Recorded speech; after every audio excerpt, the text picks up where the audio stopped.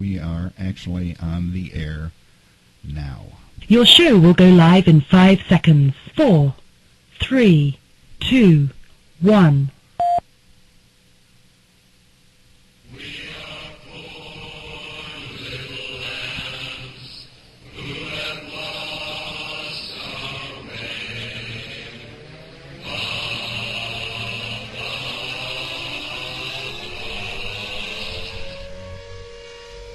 This message is transmitted at the request of the United States Office of Civil Defense at 3:40 p.m. Pacific Standard Time. NORAD detected a long-range nuclear missile launch in North Korea.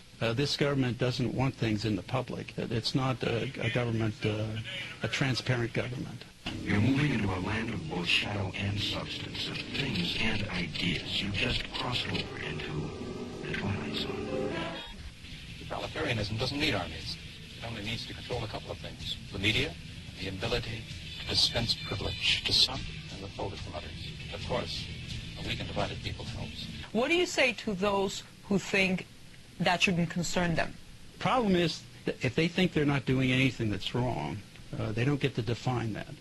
The central government does. The central government defines what is right and wrong and whether or not they target you. So it's not up to the individuals. Even if they think they're doing something wrong, if their position on something is against what the administration has, then they could easily become a target. Good evening, everybody. Bill Zam here. I trust everybody has had a good week and is having a good evening. We are here for our weekly Wednesday show. The chat room at the Blog Talk page that you're listening to this on is open. I am streaming our screen tonight, and I am going to start the server for that, which is now up and running. You can go to ussamichigan.com to watch what I see on the screen, my little script that I use for the show. And tonight we have a very, very special show and a very special guest. This is our second week of Homeland Security, Immigration, and Border Security episodes. Last week we talked to an author who is very well versed. He was a former chief of staff for a congressman in Washington, D.C., and he got out before his soul was completely lost. Tonight we have a book author. He has written a book called Homeland Insecurity, Failed Politics, Policies, and a Nation at Risk. And I always open up the show with a anecdote or a little story, and tonight is no exception. We have here in our lovely broadcast headquarters in southeastern Michigan, we have 3 cats. We have the oldest cat. Her name is Queen Theodora Maxine Lourdes Sphincter de Catville. And we have 2 younger cats, and they were both strays. One showed up on our doorstep, oddly enough, 2 days before we were going to go on our honeymoon. Very sick, very barely clinging to life, and we took her to the vet's office. She spent her honeymoon at the vet's office getting little kitty IVs and everything.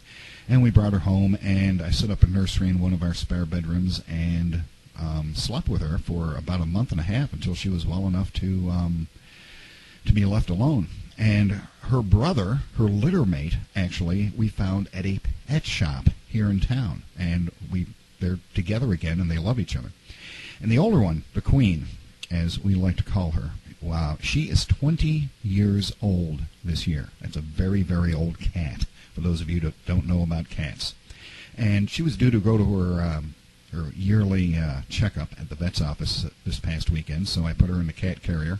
And the wife says she was yowling so loud she could hear the cat as I was driving down the street with her. She was like a fire engine screaming so loud. We get to the vet's office, and they put us in the little room right away because, well, she's a 20-year-old cat, and the least stress that she has, the better.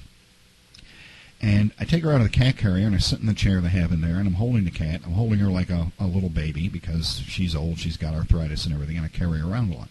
She's sitting in my arms, and after about 5 minutes, I noticed she's fallen asleep. We're in the vet's office, in the examination room, after that harrowing ride, and she's asleep. The vet comes in. She goes, I'm not going to have you put the cat on the table. I'm going to do the exam while you're holding her. So she examined the cat right there while I was holding her, and, of course, the cat woke up by that time.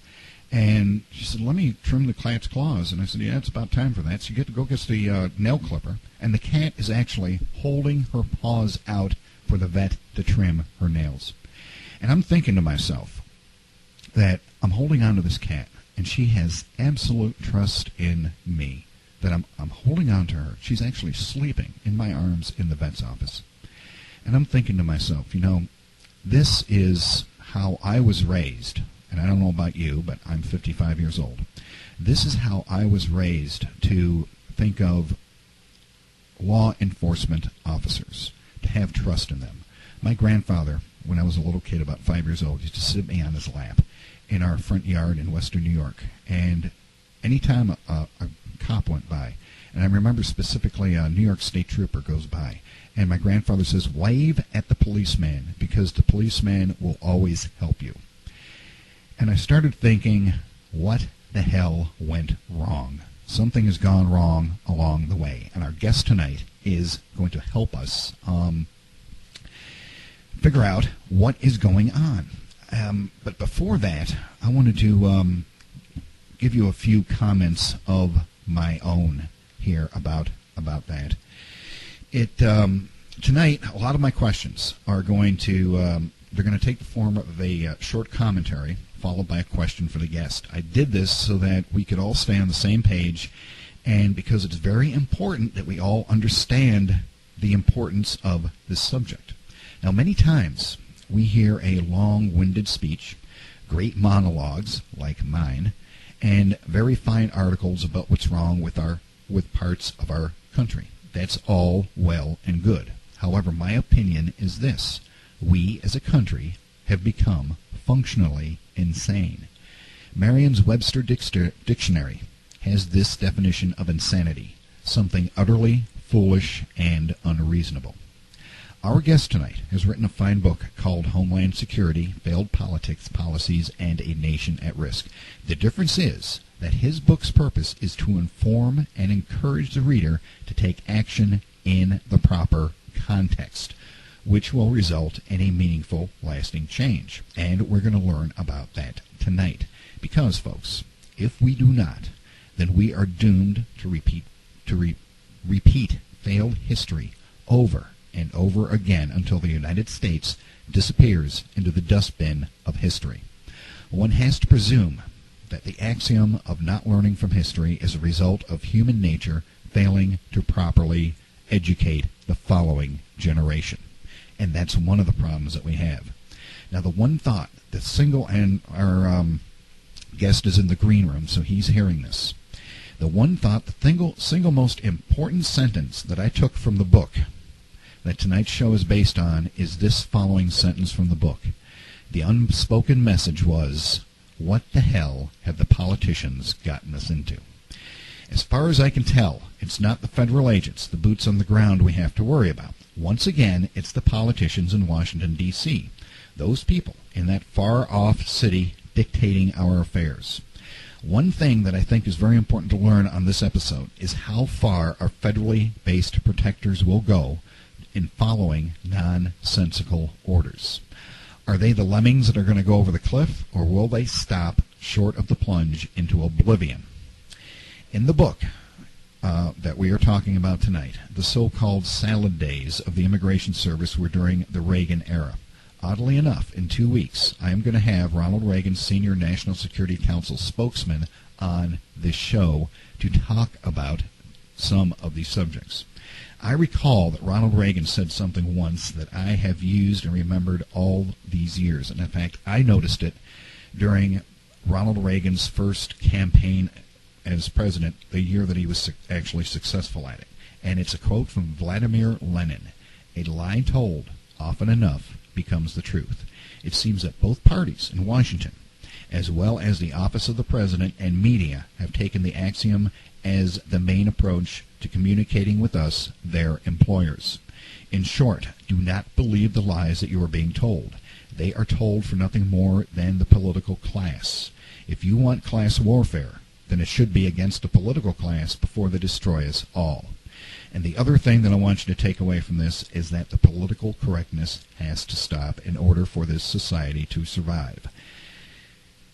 And that is my commentary for the evening. There is some more stuff, but I want to bring in our guest so that we can discuss the rest of my commentary. Hold on one moment while I bring him up.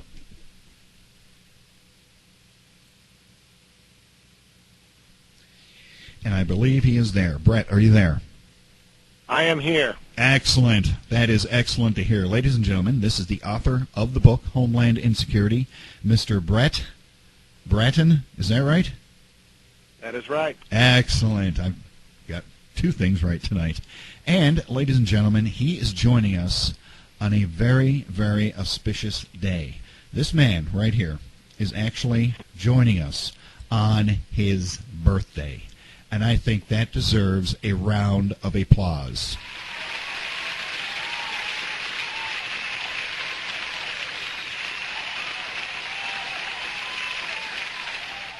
So, Brett, thank you for showing up on your birthday.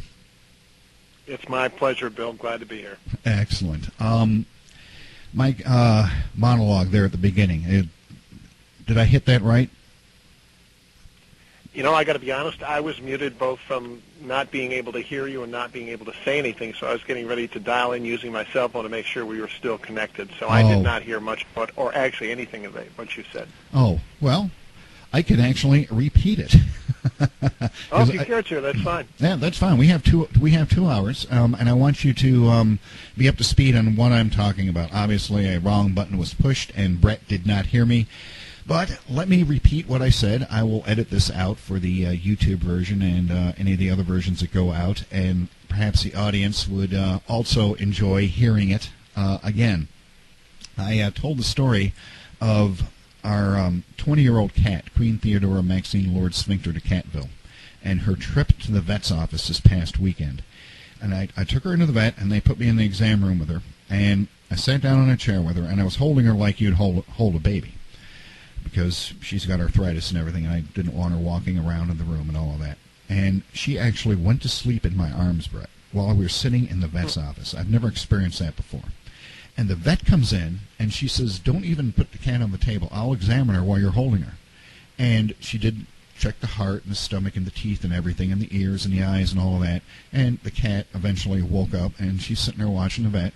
And the vet is going to clip her toenails for us, and the cat is actually holding her toes out for the vet to clip her nails. I've never seen anything like this. And I started thinking, this cat trusts me so much that she knows that there's no harm going to come to her when I'm holding her. And I started thinking to myself, this is how we used to think of law enforcement officers, that if we saw a cop and we were in trouble, they would keep us safe. And somehow we've gotten away from that. One of the things that I want to know is, how the hell did that happen? What happened in our country that took us so far away from trusting the police to looking over our shoulders? And you were in the law enforcement industry, so that was one of the things that I wanted to talk about tonight. And a couple of the other things that I hit on is my opinion that as a country we are now functionally insane.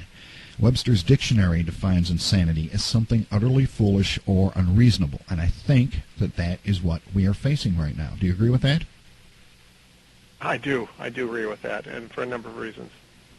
Go ahead. Well, first of all, I've been out with various groups, and I've heard from G.K. Chesterton a different way to define insanity, that is doing the same thing the same way and expecting a different outcome. So, we in law enforcement, specifically, I was in 29 years. So in those 29 years, lots happens, and most of it we don't talk about, certainly to no one on the outside. So all of this is kicking around in your memory bank, has nowhere to go. If you're married, you have someone to talk to about it at home, although it's guarded. You're not laying everything out on the table, maybe the frustration. So eventually it does come to a head. And I still had 7 years I could have put in with Homeland Security and made a nice living wage for certain. but I saw the gaze of Homeland Security starting to turn inward based on the activities of the current administration. And if you look back in history, you see the Woodrow Wilsons and the other progressives, the FDRs of our country, and all of us were raised not so much with Wilson, but certainly with FDR, thinking that Roosevelt did the right thing. That's why he was reelected a number of times to public office, to the presidency. And when you delve into it a bit further, you see, no, it's not all that it seems. There's a progressive movement afoot. That is what's happening with law enforcement today. Not that law enforcement is progressive, but certainly it is a tool, when in the wrong hands of an administration, can be used to further an agenda. And that is the primary reason why I got out. I did not want to be a part of something where it turned us away from a mission of law enforcement to rather a tool for control. And I think that is what the fellows that are still working, my colleagues still in there, notice to some degree, although they're still on the inside. And I think it gives you a bit of clarity when you walk, you step back from it for a time and you start seeing it for what it really is. And the men and the women that put themselves in harm's way for the sake of the country and the safety of the citizens are not to be blamed for what's going on. It's what's going on in the Beltway at higher levels. And over that, they have no control. And that is actually, believe it or not, the next two paragraphs of my commentary, which were this. The one thought, the single most important sentence that I took from your book that tonight's show is based on is this sentence. The unspoken message was, what the hell have the politicians gotten us into? As far as I can tell, and this is me, it's not the federal agents, the boots on the ground we have to worry about. Once again, it's the politicians in Washington, D.C., those people in that far-off city dictating our affairs. One thing that I think is very important to learn on this episode with you is how far our federally based protectors will go in following nonsensical orders. And I think you cleared that up a little bit just now when you said when you're on the outside you have better clarity as to what's going on. Absolutely true. When we were on the inside, governed by the usual forces of nature, of man and nature, that is political correctness, which when we found ourselves going into a stressful situation, being at a work site, being told to go into that work site, locate those who are not legally present in the country, and to take them into custody and identify them and process them if it warranted deportation. It wasn't the warning of, hey, let's everybody stay safe. It's, you will not offend any of the folks you find on the site. That is, the people who have broken our laws.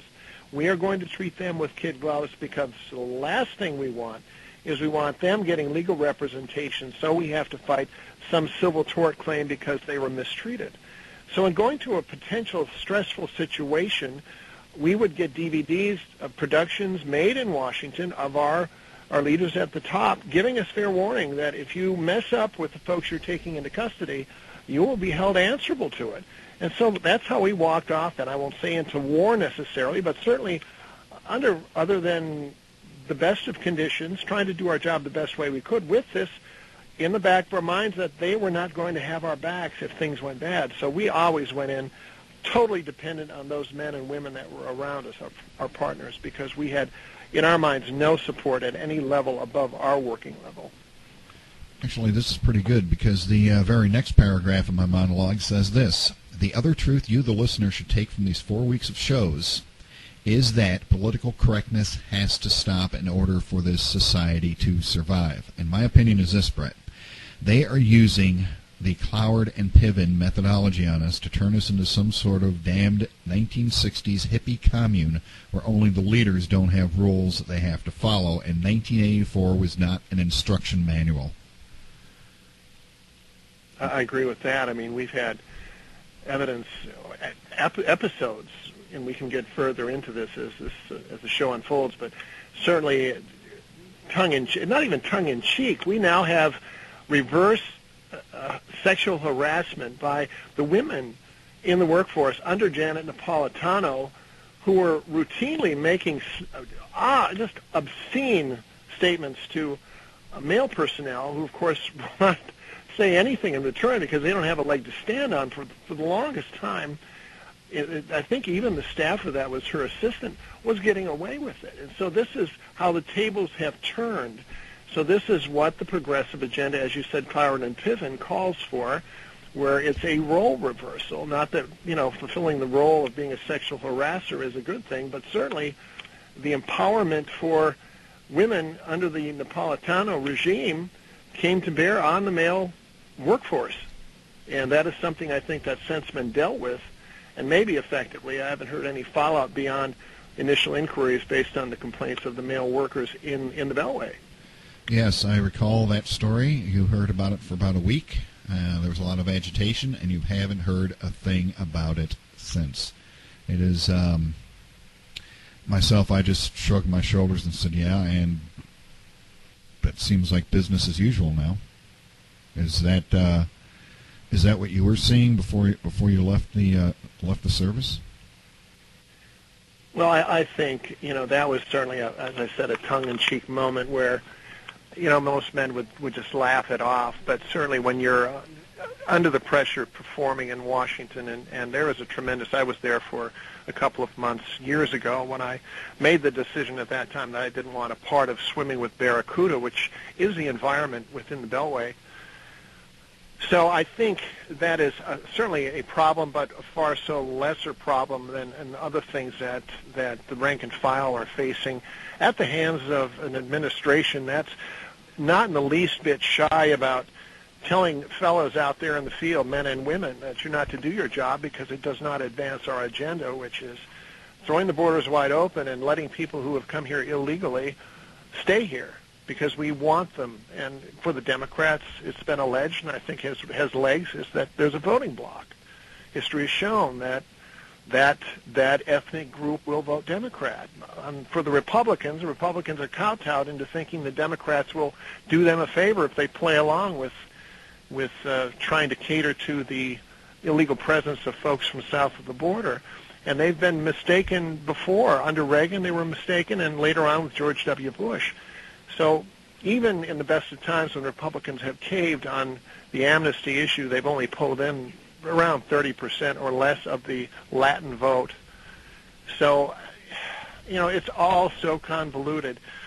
I'm not exactly sure, Bill, where to start, except to say that is part of the overarching problem that we face. The political correctness, I don't see it going away anytime soon. We have men and women that each day they try to perform their functions. They're either told not to, sit on your hands, don't do the law enforcement part of the job, or if those you take into custody aren't treated well, you will be held answerable for it. And just to the extreme example, even now in those cases where you have an illegal immigrant that's going through sex-gender reassignment therapy, the government, the taxpayers, are paying for a continuation of the gender reassignment hormonal therapy while they're in custody so as not to put, I guess, their health at risk. This is how absurd it's become, and this is what our people are dealing with, and that completely takes completely away from the function that they were put there for in the first place. Which is law enforcement, correct? Exactly right. Okay. The other thing that I was going to mention, and I brought you in so that you could hear this, is this is the tie-in from last week's show. We had a guest on. He's written a couple of books. He's sent me some autographed copies of his book. It's actually pretty darn nice of him. His take on this, from his personal experience, he is a former chief of staff at a United States congressman's office, and he got out before his soul was completely lost to pursue an honest living. But he was on the show, and his take is that in the future, probably in 30 or 40 years, there's going to be enough of a presence of Latin American or Mexican people that they will begin secession proceedings for a few states here in the United States to become part of Mexico. And I had a very tidy tie-in from your book about that previous show. And here is what I found in your book that actually ties in to that. There's two portions of your book here. You said, during the Clinton administration, immigration enforcement became lax under INS Commissioner Doris Mesner, and the foreign workers started filtering into town for work. And then it goes on, and I kind of pulled a little bit out, but it's the instance about the Swift Corporation. The Swift Corporation and other corporate employers had realized the economic benefits of replacing U.S. workers with foreign workers. In response to the newfound availability of illegal workers, wages went down and benefits were slashed. And this one particular sentence leapt out at me right here. Looking at children yelling through the fence to family members being readied for eventual deportation, it's not hard to imagine that these children, if born in the U.S. to parents illegally present and granted citizenship, will become a political force to be reckoned with. And that comes from the Kindle version of Homeland Insecurity. I suggest that everybody go out and buy it. Tell us about the Swift Corporation incident that you have in your book. I found it to be highly disturbing, and oddly enough, it ties into something that happened to my wife in the recent past. Tell us about the Swift Corporation.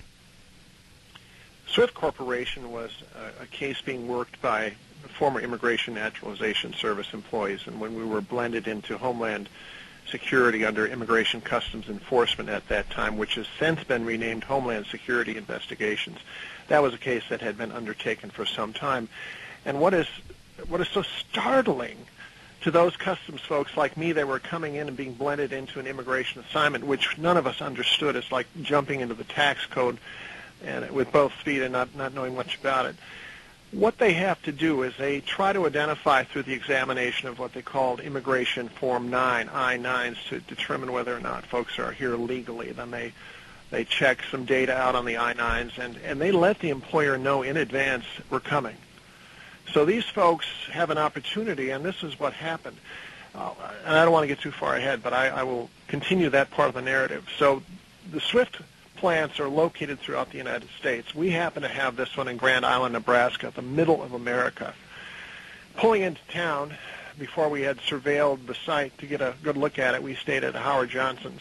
And not to put in a plug for them or not, but we pulled to the back of the hotel and we looked through a window. We saw what appeared to be a Latin male in his room, and in the room was a U.S. flag hanging upside down underneath a Mexican flag. So right away that cemented in the minds of the customs guys that, this is a population that is here in this country with no intent of assimilating into our culture.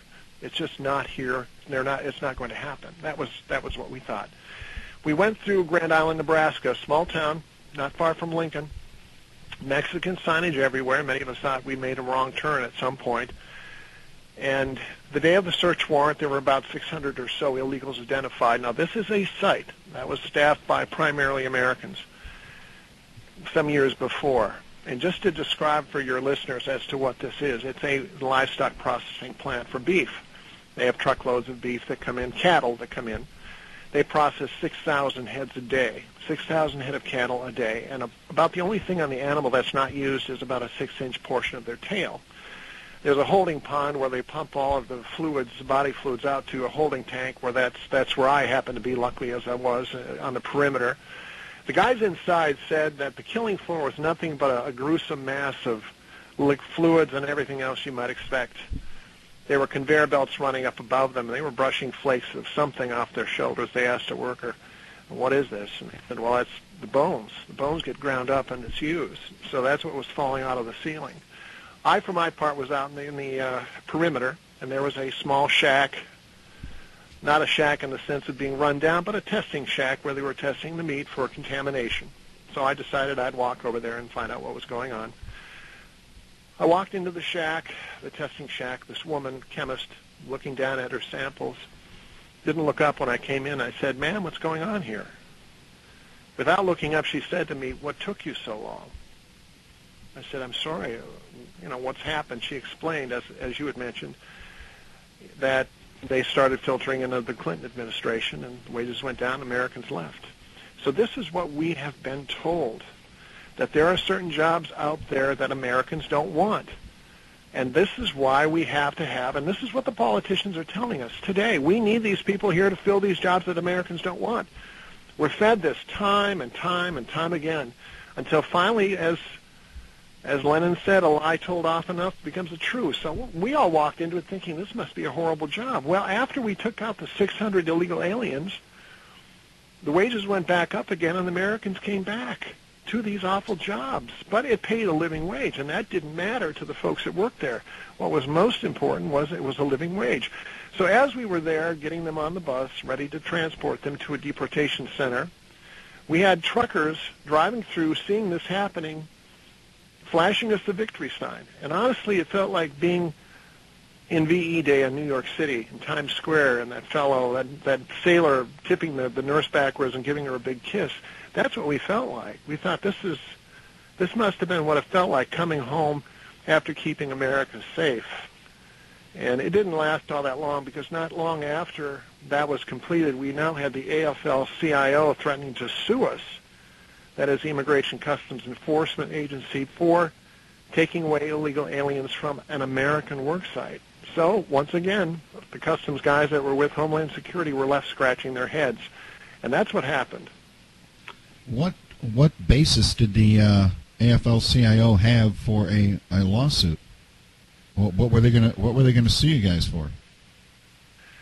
Well, in terms of what we understood, and not having access to the legal documents, in which I don't think went much further than a threat, was probably taking out union members.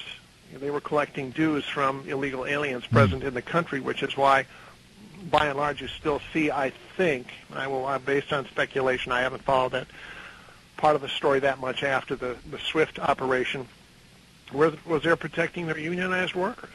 It doesn't matter what country they're coming from or what status is, as long as they're paying their dues, that's all that matters. That is a very telling story. Excuse me.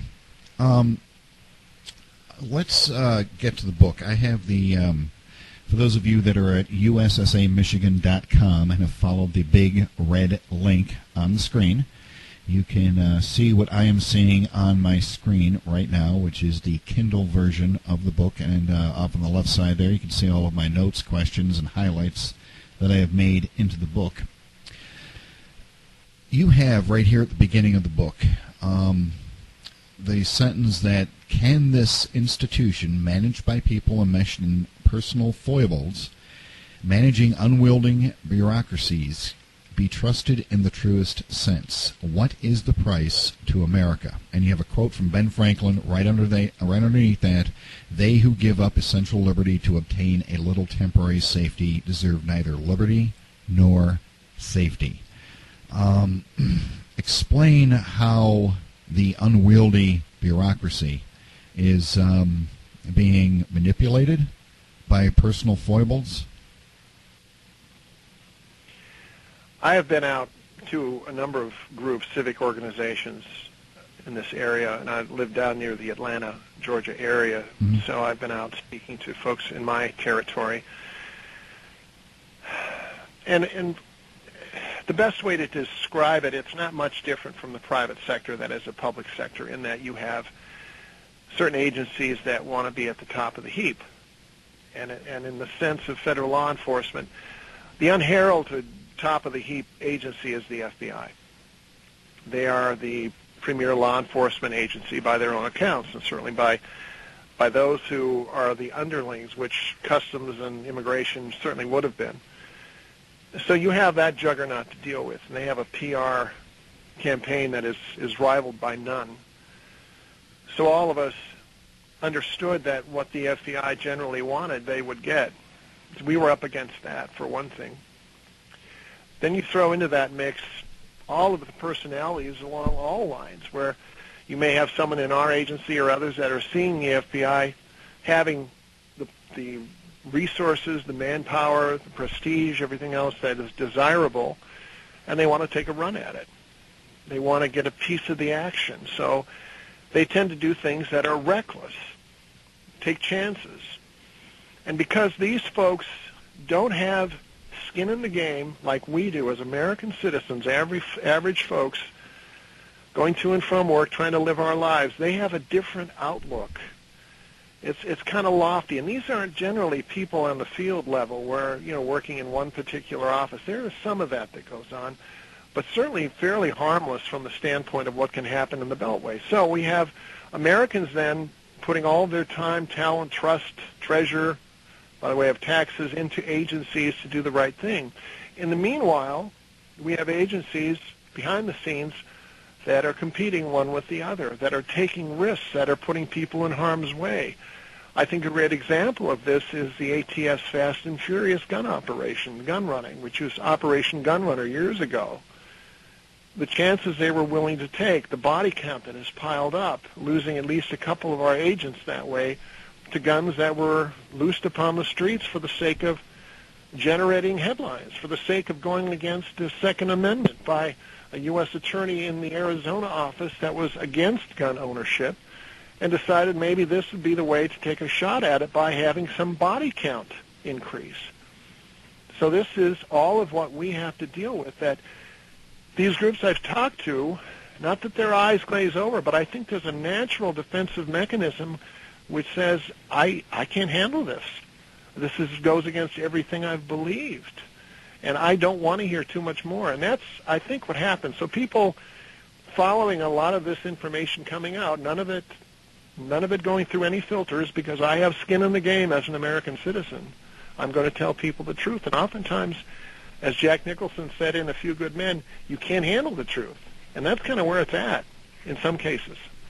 Do you consider yourself a whistleblower? In terms of, if I was on the inside, yes. But being on the outside, I've taken some steps to make sure that I'm protected. Now, there's a law enforcement organization that exists that has legal counsel, which I'm a member now in my retired state. Mm-hmm. I've asked the question, do I have anything to worry about? Am I a whistleblower? He said, no, you don't. This is all freedom of speech. But we've had so many attacks on our freedoms. Looking around at the headlines, I'm only hoping the First Amendment can stand up. I haven't had problems yet, although I got to be honest with you, after we got done speaking the other night, my internet went out. So I know we've talked about other things happening, but folks on your show, so I don't know. There's no relation there, but I thought it was kind of coincidental that would happen. But no, as far as that goes, I was concerned. I have retirement, and certainly if the government wanted to play games, they certainly could. But I think you have to rise to a level and be noticed. And maybe I'm not at that level yet. I may be approaching it, and I would be honored, I guess, if I could be considered among those with enough guts, because no one on the inside is going to do it to put themselves in harm's way or their careers. And I just don't know of anybody else who's retired willing to take the chance or exert the energy it takes to get the word out. Well, that's quite a bit. Actually, the other night after we talked, I have several websites. I have USSAMichigan.com. I have SeleneETV.com. I'm broadcasting on the Freedom Talk radio network right now on Blog Talk, and that's a UK network, but I have my own network called SETV. And my main website, northernmichigansolar.com. They all were erased from the DNS records for approximately 3 hours. I tried DNS server after DNS server, and every single one of them could not find my websites. Now, if I put in the IP address of the websites, they came up just fine. But if you went for the regular human-readable name, they were all gone. They all disappeared right after we talked. So your internet going out is not too much of a coincidence, I don't think. Also, at work, I have to actually still work for a living, even though I am a fabulously talented radio host. I have been talking to a friend of mine about this, and I told him what you told me about people's eyes glazing over. And we talked about it for a while, and I came up with this. And he added a little bit to it. For so long, Brett, we were the policemen of the world. World War I, World War II, Korea and Vietnam, if you like, the action in Grenada, the Cuban Missile Crisis and everything. We're the good guys. We're the guys that take care of the world. And I think we might be facing people are just burned out from that. They just want a break from us being the policemen of the world. And that could be why their eyes glaze over. That very well could be. Now we have Syria looming on the horizon. And, you know, it has been said by others, does it make sense that Assad would kill over 100,000 people through conventional means and gas 100? Whose side is doing this? Have we waited too long? Are both sides so muddied now we're not sure who's the enemy, or are both the enemy? So why are we considering this? So there's a lot of questions out there, none the least of which are coming from my son, who is with the Army National Guard from Minnesota, asking the same question. We came back from Iraq and Kuwait after a year. Are we going to be there now? So everybody's a little bit up in arms trying to figure out what's going to be happening this week. It's not a pleasant picture. What you were saying about the quote-unquote the government coming after you is very interesting. I have this clip here that I'm going to play. It takes about 45 seconds to get through, but I think it is very telling. It is by the NSA whistleblower William Binney. Have you ever heard of him? I have not. Okay, he has done a bunch of interviews. I think he's written a couple of books. I'm trying to find him so I can try to get him on the show as well. But he said this. RT, Russia Today, interviewed him about the NSA spying gig. And this is what he had to say. It seems that the public is divided between those who think that the government surveillance program violates their civil liberties and those who say, I have nothing to hide, so why should I care? What do you say to those who think that shouldn't concern them? The problem is, if they think they're not doing anything that's wrong, they don't get to define that. The central government does. The central government defines what is right and wrong and whether or not they target you. So it's not up to the individual, even if they think they're doing something wrong. If their position on something is against what the administration has, then they could easily become a target. Does that match up with what you've been told by the organization that you're a member of? I've not been told that. I can only point to, as far as whistleblowers and the ATF Fast and Furious, Agent Cephalou, who's been since fired after going to Senator Grassley's office and trying to get some backing and protection for coming forward with what was going on with, you know, loosing weapons onto the streets of Arizona that eventually found their way to Mexico. He ended up losing his job, fired in a Denny's parking lot. B. Todd Jones, former U.S. Attorney, Minneapolis, Minnesota, whom I didn't know personally, but had reasons to work with his office, a very liberal U.S. Attorney, turned down many cases. So he is playing hardball. He was acting director ATF. I believe he's going through hearings now, and I apologize for not being 100% up to speed, but he will be the director of ATF if he's not already. He has come out with an edict to his agents. You will not talk to anyone outside the agency, or you will face retaliation in the form of dismissal. That was in a letter sent to them, to the agents, of course, who are disgusted with it or disappointed. And we have Cephalou, who's got his walking papers in the Denny's parking lot, who Charles Grassley, senator from Iowa, couldn't protect. So we're looking around at Snowden and other people that are fleeing the country. We're asking questions, why did he not stay here and go through channels? Well, it doesn't work. If you're a whistleblower, you're working, all you can do is lay low, because even if you make some surreptitious contact with a congressional office, you're eventually going to be found out, and your career is over. And that's what people know, and that's why nothing's being said. That's exactly what I thought about the Snowden mess, is that people were asking, why didn't you go to Congress about it and go through channels? And I believe that's exactly what he said. And oddly enough, up on the screen broadcast right now, for the past 10 minutes or so, is another part of my script for tonight that goes like this. You would think that the government, as in the central government, would swing into action, each selecting their field of fire, pick out the targets, and engage the enemy and kill them with the millions of rounds of ammunition that they've been buying. That's what we expect, and that is what we demanded after 9/11. We're paying for that expectation with our basic liberties and freedoms, so our expectations are very high. And you cleared that up in your book about the newbies in the federal law enforcement agency and the first day at the Customs Academy. So why don't you tell the audience about that? I'm trying to recollect. I know what you're speaking of, but exactly what part of that story that you want me to talk about. With the exception of getting the pecking order, are you talking about the joke that was told or something else? Well, let me read what I picked out of the book. The newbies to federal law enforcement imagined a synergy created by all agencies working together to accomplish a common mission of law enforcement. The first day at the Customs Academy, FLETC, opened our eyes to the truth. There had never been, nor would there ever be, a selfless spirit of cooperation among these agencies.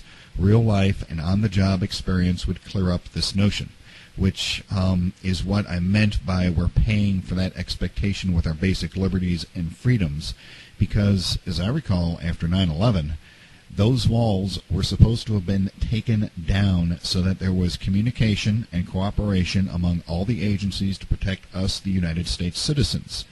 And apparently that was a lie. Is that, am I reading that correctly? Did the walls ever go down? Well, the wall never went down. As I said, even when it comes to basic training, FBI has their own training facility in Quantico, Virginia, so they're paying for their own, and I'll say exclusive training facility, and I think ATF probably goes there now because they're part of the Bureau. But everybody else goes through the Federal Law Enforcement Training Center in southeast Georgia. And not that there's a big deal with that, but there's a line of demarcation immediately in the minds of all of us that said, well, the bureaus have got their own place, and so they must have a different curricula they follow. But getting out of it, we quickly came to realize, and of course, being new in the office, you want to cooperate with every single agency so that you can network, just like in the private sector, and get something done.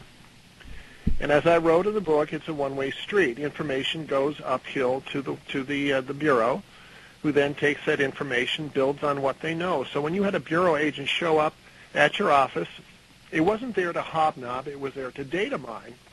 They would get whatever information, intelligence you had collected, walk it back to their office, massage it, and run with it. And that's the last you heard of it. There was never feedback. So after a few times of that happening, or working a task force case like I did in the book and talked about when the takedown was to happen, they said, everyone else stay home and we're going to have this agent, that agent help us. This is an FBI operation. And we had put in months putting the case together. And frankly, when the Justice Department gets a referral from the Bureau, they take the case, whereas the rest of us kind of had a crapshoot. So in terms of what happened in 9/11, we had the Bureau that was collecting intelligence through search warrants they had done on computers they had seized. They collected the data. This wall went up with Amy Gerlich, who was with Clinton, saying they could no longer communicate, federal law enforcement, that is, with the intelligence agencies, the CIA in particular. So therefore, there was no sharing of information. Now, the information the CIA would glean from the FBI would be put into what we call a Red Book.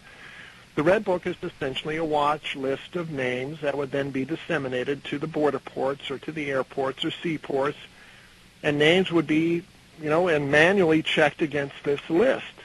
But the last time that the CIA had any current information was 1992. That was the last time they got anything from the Bureau.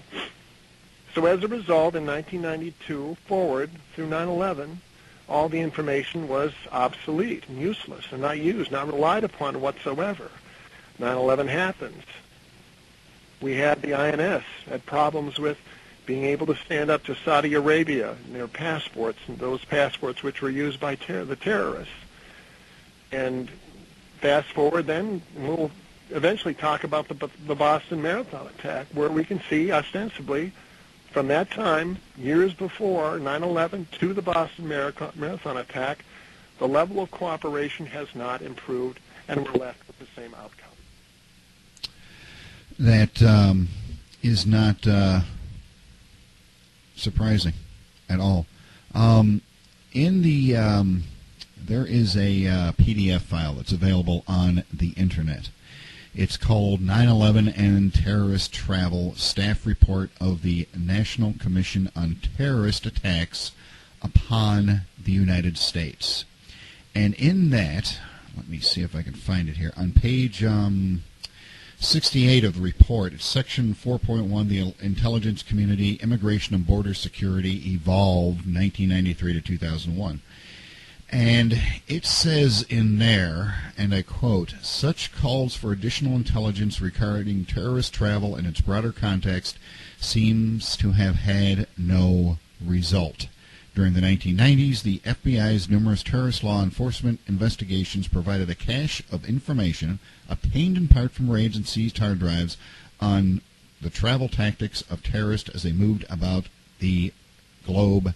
The information apparently remains stovepiped at the FBI. Are they the linchpin in this? Are they the only ones that are what they call stovepiping the information, or are all the agencies doing that? I can only tell you, to be 100% honest, my opinion, and I submit this for your audience's consideration, is that they are the recognized experts for terrorist enforcement. Any intelligence that any other agency gets has to be passed to the FBI as it relates to terrorism. They are the go-to agency. So certainly nothing changed from the time prior to the attacks, and certainly no time thereafter has there been any confusion in the federal law enforcement community who has the primary responsibility for terrorist investigations. That's simply the FBI. It makes sense. You have to have one agency wearing the one hat. Now, certainly the ancillary problems with sharing the information is something they were all too happy to keep to themselves so that they would control the investigations. And I don't believe, honestly, not knowing this firsthand from an agent, but I just think, my opinion once again, they did not have a lot of faith in what other agencies could do. So they just ran with the ball. And so what happened, you had the information stovepiped, and I will say stovepipe, I think that's accurate, that's from the report, not shared with the Immigration Service, who I think at the time an agency unlike none other, so affected by the politics of the day, so affected by the whims, the political whimsy, so affected by playing favorites, not favorites they chose, but politically those that were thrust upon them to give certain privileges and certain courtesies to arriving foreign citizens that many did not enjoy. And then that's the problem then. When you have the Saudi nationals that were the primary terrorists presenting their credentials, their passports to the border agents, primarily the immigration inspectors, who had to take no more than 45 seconds to examine the paperwork, their passports, and let them go, that's what led to the success rate of the attacks on our country. That brings up an interesting thought in my mind. The TSA on their no-fly list, where are they obtaining those names from? We did not have a lot of interfacing with the TSA, to be honest. We, certainly when Homeland Security came into being, and shortly after the 9/11 attacks, I think 2003 was when it first took off. But to my knowledge, just to give you an idea, I think the Boston Marathon is probably the best example. Now, a watch list. Mm-hmm. That is a system, I believe, my understanding since my last 7 years with Homeland Security, we're at a land border interior investigative station office, so it was not involving an airport. But I believe there would have been information that the Customs Service or Customs Border Protection would have had that the TSA had. So there would have been no question CBP would have known that someone was traveling. So in the case of Sarnia, this is probably the best illustration.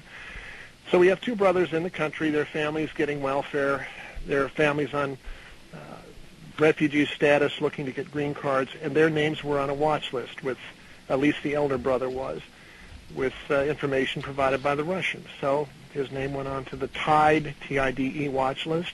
They did an interview, nothing came of it. So he left for 6 months, the elder brother, went back to Dagestan or Chechnya, where he was further radicalized. After the 6 months passed, DHS knew that he had left because he was in TIDE, so that was a watch list of sorts, but there was nothing to it. So 6 months later, he comes back, his name is off the list. So he was virtually invisible and would have been inspected just as anybody else coming to the country. And that's what happened. Interesting. So you also said it sounds almost like the FBI stovepiping is, I'm not going to say an honest mistake, but an honest attempt at using the information properly, because you said that they don't think that the other agencies have the wherewithal or the technology to properly use that. I don't believe they honestly believe there's a level of expertise, given the fact they get specialized training, given the fact they've been given the tip of the cap from those in the Beltway, from Congress, to be the premier enforcement agency for terrorist investigations. They see a need to preserve the integrity of investigations, so they're not want to share information willy-nilly with other agencies. So they necessarily have to keep it close to the vest, because foreign counterintelligence and all of that requires a level of security that if they're going to sit around a coffee table at Starbucks and start chatting openly about what they're doing, it's going to be counterproductive. So I think by design, the corporate mentality to preserve investigations is rightfully, we're going to keep this to ourselves, and so there's not going to be a lot of sharing if we get information, and I'm not faulting them for that. It makes sense that one agency should be in charge. But in the sense of when you have raw data, when the mechanism existed, although it dried up in '92, maybe it would have made a difference, but I'm not so sure, because the Immigration Service was still under political pressure, and that's why I go back to them in the book. They were still under political pressure to give a special level of treatment to Saudi nationals coming into this country. And as I've explained to folks in these different groups, Mohammed Atta was coming back from Madrid, going through Miami. He didn't have the proper paperwork. The inspector saw that he was not a student. He didn't have anything to support his claims that he was a student in this country. He had gone over to Madrid to finalize, presumably, the attack plans prior to the attacks being carried out. He came back, presented incomplete documents, and for fear of being recycled and sent back to FLETC, he still referred him to a secondary inspection, and the secondary inspector passed him through a different classification without the proper documentation. So Atta was a controller. He was the pilot for the plane, the first plane that hit, I believe, the North Tower. And had he been kept out, he was a controller from the group, it would have been moot, or at least delayed till they could regroup and try again. So this is, when we have these little things that go on behind the scenes, it does have a massive effect, potentially, that people aren't aware of at the time. But in looking back, they say, well, this is what led to it, and there's no effort to make a meaningful change to do the job better. And that's what's so frustrating about it. And that's why things like Boston happened. And we continue to lose people for every time a mistake is made, and that's what's so frustrating. Yet we as Americans are so wildly cooperative, saying, we're certainly going to put ourselves through this extra bit of scrutiny from whatever source so that this sort of thing doesn't happen again. But the backbone of what the system is and should be doing is suspect. So we're investing all of this in a system that is just not designed to work very well, and these are the results we're left with. Okay, so in your opinion, how can, and this is kind of jumping ahead to the second hour, but how can we change the system? How can the citizens start working to change the system to try to fix it? Because obviously the people in power, our safety's just become a political toy box to be a political toy to be pulled out of the toy box, and they need some kudos or attention. So what can we do to correct this? I've done a fair amount of research since writing the book. So much has been happening you've referred to. I think probably off air the discussion, the findings of the Homeland Security Committee in November 2012, which we could talk about in the second hour, which sets forth some of the challenges. But here's the problem.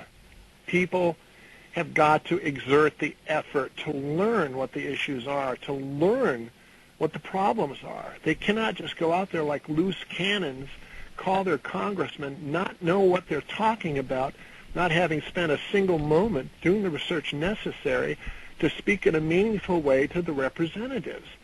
I hear these town hall call-in shows we have with a particular fellow, Congressman Doug Collins from this area, where you have concerned citizens, obviously, just lobbing softballs at the congressman that he answers easily that has no bearing on anything important. And I know it's important to them personally, but none of these guys are pressed because no one knows what they're talking about. Even Peter King, who's part of the House Select Committee on Intelligence, and we talked about Dennis Michael Lynch's video, They Come to America Too, where they discussed that November 2012 document, the findings of Congress, called Terror in the Sand, Counting Crime, Violence, and Terrorism at the Southwest Border. King said he had never heard it even discussed by Janet Napolitano before any of the meetings where she was debriefed by Congress. And this is part of the problem. He said he understood, he knew it existed, he couldn't speak to it. And that's the problem. No one knows what they're talking about. So you cannot begin to tell people what to do if they don't know what they're talking about. So they have to exert the effort. And I don't want it to sound like shameless self-promotion, but my book is really the foundation for the simplest relationship we have with the agencies as it involves the American public. It's just an introduction to what the start of the problems are, and to build on it, to go from there, to say, okay, I want to know more, and then to exert the effort. And that, I think, is the hard part. I'd love to be able to say, all right, you read the book, go read Mark Levin's The Liberty Amendments, figure out how far afield we've gone, where we can't address this through simple political channels. We have to talk about amending the Constitution to give redress to some of the problems that some of this has caused. I mean, that people have to exert, as I said, a little bit of effort to understand the issues and then start applying political pressure. Start going to the congressman saying, this is what we understand. What is your position? And if it's contrary to what you believe, explain why you believe that. Put them on the spot. And then from there, join a political party. Join a group that represents what you believe in. Or if it's that drastic and you feel so motivated, run for political office. We've heard horror stories about what happens during the election cycles at polling places, where all sorts of misdeeds are done. Ballot boxes show up long after the elections are finished, carried around in the trunks of cars, like what happened in Minnesota when Al Franken dethroned Coleman as a state senator. I mean, this sort of thing is going on everywhere. So at least become an election judge where you can know the topics, know what's going on, and keep an eye out for this stuff. At a minimum, I think that's what people should do. I can tell you from personal experience, having called my own senator on numerous occasions, who is he is big on the Defense Committee in the Senate, with information and concerns that I have, and it's been my personal experience, and I'm sure other people have had this experience too, where they tear their hair out. We have the information, and we go to our representatives, our congresspeople, or our senators, and they are clueless as to what we are talking about, even though we are well versed in what the subject is, what the ramifications are, and what's causing it. And they blow us off because they think they know so much better than us because they're sitting in an ivory tower in Washington, D.C. What can we do about that particular type of situation? Because I believe that 9 times out of 10, that is what the citizenry is coming up against, and it could be that people are just throwing up their hands and going, these people are clueless idiots. Well, here's the deal, and I love the title of your show, We Are Surrounded by Idiots. But here's the deal that I think Mark Levin, who's one of these scary, smart analysts that's out there in his book, The Liberty Amendments, discusses.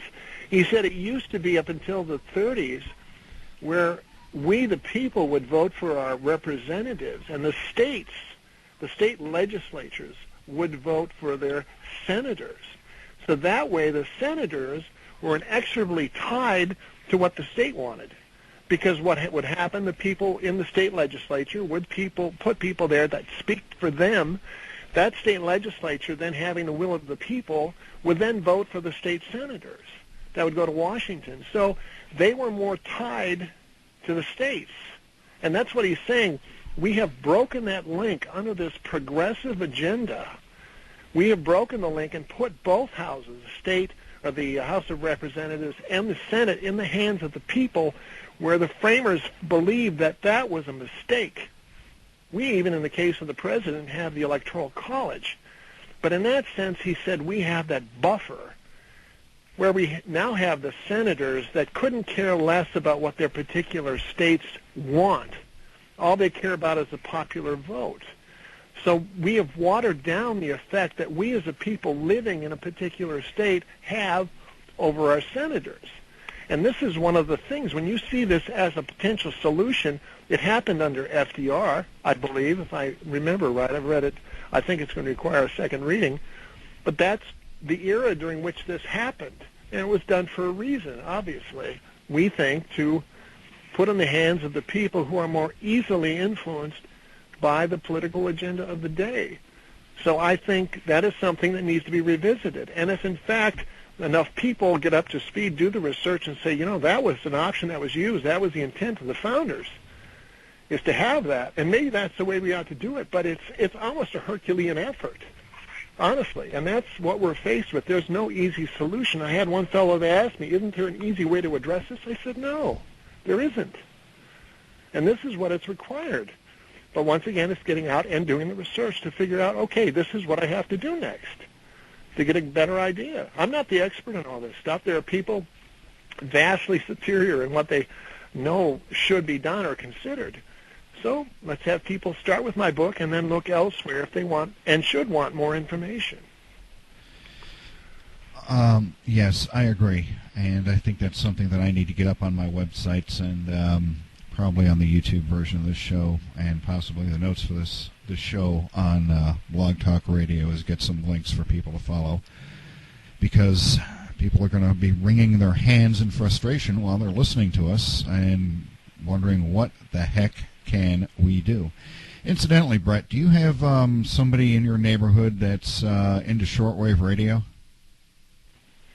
You know, I got to be honest, the last person I knew that was into shortwave was my grandmother, who's since passed on. But, you know, she was one who was a woman, I think, ahead of her time, born in, I think, 1913. So she knew Morse code and all of that. She spoke to the first group of explorers that went to the Arctic Circle. She was able to communicate with them way back when. I'm not even sure when that first happened.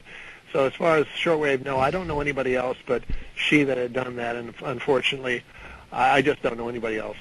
The reason why I was asking is while we've been on the show, I have been hearing Morse code in the background.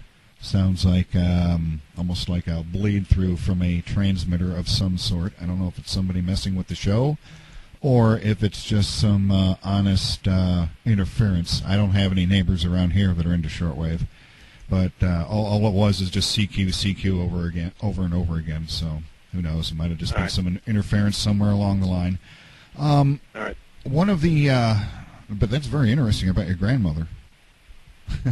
Just by mentioning that. Yeah, she was unbelievable. That's you could probably write a book about that. That's pretty interesting. Yeah, I could. What you were saying about people learning about what they can do and how to affect change is one of the points that I always make.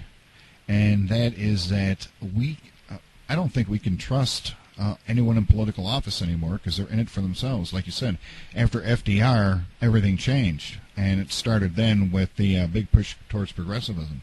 And it occurs to me that these people are playing God. And instead of the rights instilled by our Creator as this country was founded, we're now faced with rights bestowed by the political class at their convenience as opposed to our convenience. Is that, in your opinion, is that a correct viewpoint on that? Well, I think there's, in reading Levin's book, I got to be honest, I mean, I'm only about 2/3 of the way through, but it is phenomenal the amount of chicanery that's been at work over the years, and it's a very patient bunch that does it incrementally in different ways, affecting different parts of our society that, it goes back to an old saying, an old Latin term called libido dominandi, which is something that the people back in the 4th and 5th century talked about. Libido dominandi means the lust to dominate. And I've studied the course of history. I'm no history buff, but I find certain things very interesting going through the French Revolution and finding out that, and I think we can liken it to what's going on in our own country, probably the whole world, is we have, on the one hand, a tremendous amount of liberty that's being given to us where these social restrictions on sexual freedoms, it's a known motivator for the populace. And as the mores are relaxed and there's more license to do whatever the heck people want to do sexually, they don't pay attention because their minds are so filled with all those thoughts that they're not watching the other hand. So on the left hand, they're given all these freedoms. On the right hand, they have the chipping away of the real freedoms, the stuff that matters, but they're just not paying attention.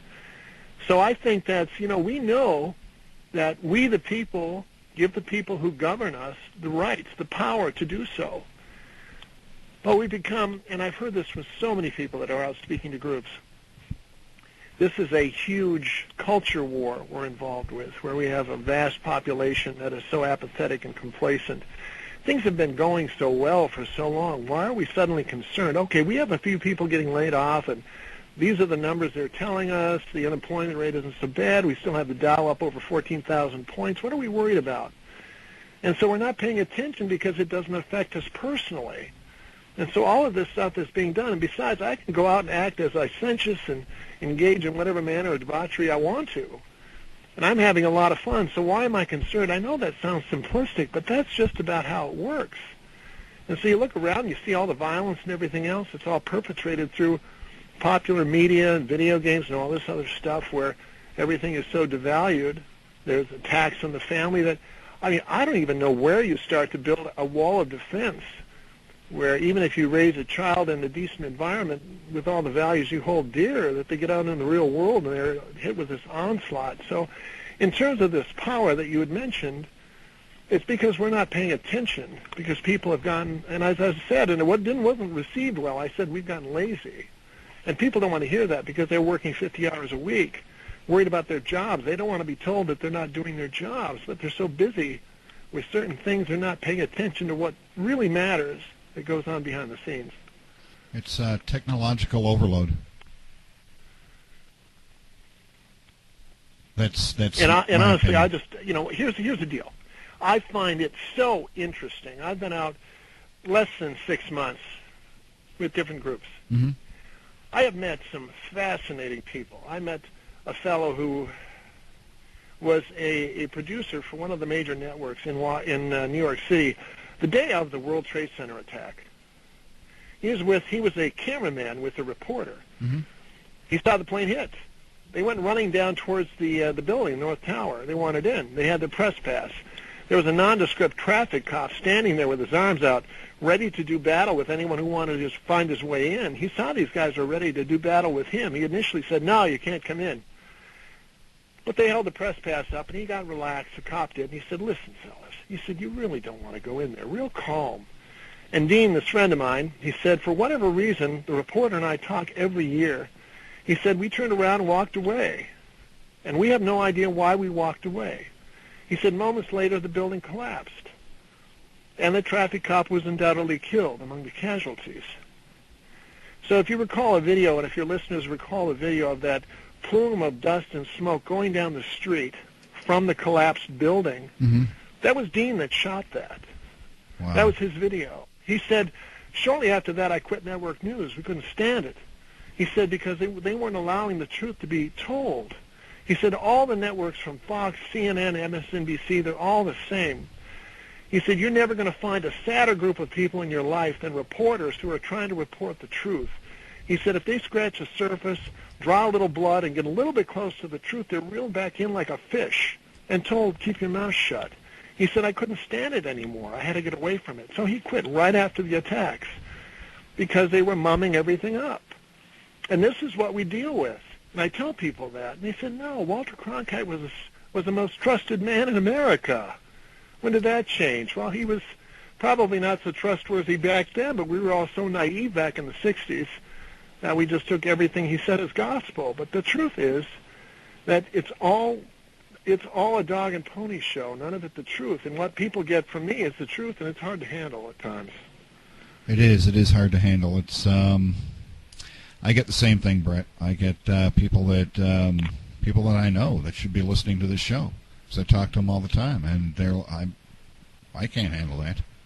And there's a lot of people like that, but I guess as long as I'm breathing, I'm going to continue to do this and try to get the word out to as many people as possible. Because like I told you last night, when you do a show on the internet, it's like compounding interest, because the listeners just keep growing and growing and growing until you reach a critical mass, and then eventually people will start talking about it and leading other people to the information. And that's why I like doing the show so much.